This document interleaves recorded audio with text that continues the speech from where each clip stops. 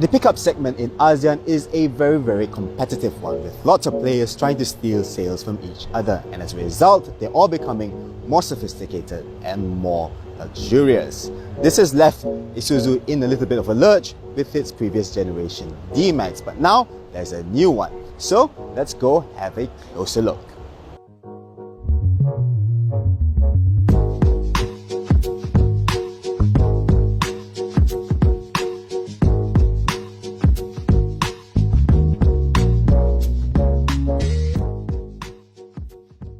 The previous D-Max wasn't exactly a looker, but this changes things. This is much more aggressive. Take a look at that huge Audi-style grille in the front with those fang slats atop with the Isuzu logo. And there's also these nice LED headlights with the U-shaped daytime running lights. Now this front end is only available on the higher end models, so now we're going to have a look at some of the more basic and utilitarian variants.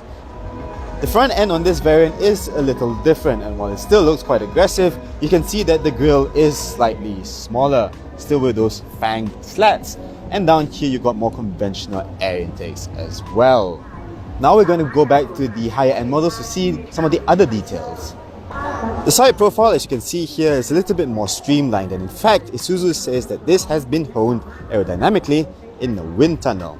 Specifically the Japan Railways wind tunnel, which is also used to hone the shape of the Shinkansen bullet trains.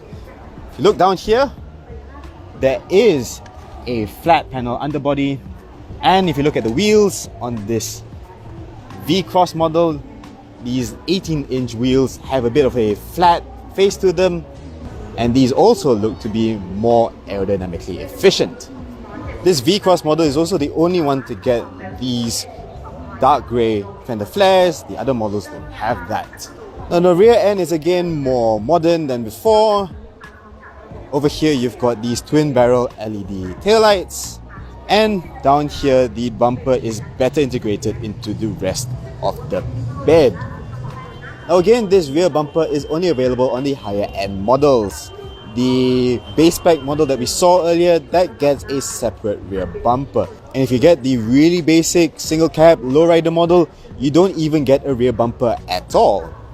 Now let's talk dimensions. This truck is actually slightly shorter than before, but it is slightly wider, and the wheelbase is also slightly longer. Isuzu says that the engine has been pushed back a little bit, and the result is a layout that Isuzu rather cutely calls semi-midship. I mean, this is no way a sports car, but there you go. The interior of this D-Max is so much better than before. You no longer get the funky circular climate controls. Instead, you have a more mature, more sophisticated look. In the middle here, you've got this huge 9-inch touchscreen which now supports Apple CarPlay and Android Auto. And down here, you've got dual zone climate control instead of the single zone that you had before. And at the back here, you now got rear aircon vents as well, and a USB charging port. Look at that. There's also a larger color multi-info display between the dials, and overall the build quality has been improved a fair bit. There is a greater use of soft touch materials. If you look on the dashboard, there is some stitching across, and it is soft touch. Nice.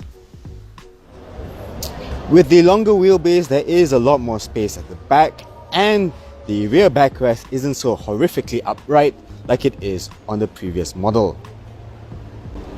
Under the bonnet, you got the same engines as before, starting with the 1.9 litre Blue Power DDI turbo diesel, making the same 150 horsepower and 350 Newton meters of torque. This here is the 3 litre unit, and that makes a little bit more power than before, 190 PS and 450 Newton meters of torque. The big difference is the transmissions. The 6-speed manual and automatic gearboxes aren't just limited to the 1.9 litre unit, they've been extended to the 3 litre unit as well. There are also some changes to the chassis as well as the suspension, which consists of front double wishbones and rear leaf springs to provide better refinement and comfort, something that the current model isn't really that good at. The steering is also slightly lighter and sharper than before, and that's to presumably give this car a little bit more agility. As before, the D-Max is available with up to 6 airbags and it comes as standard with stability control.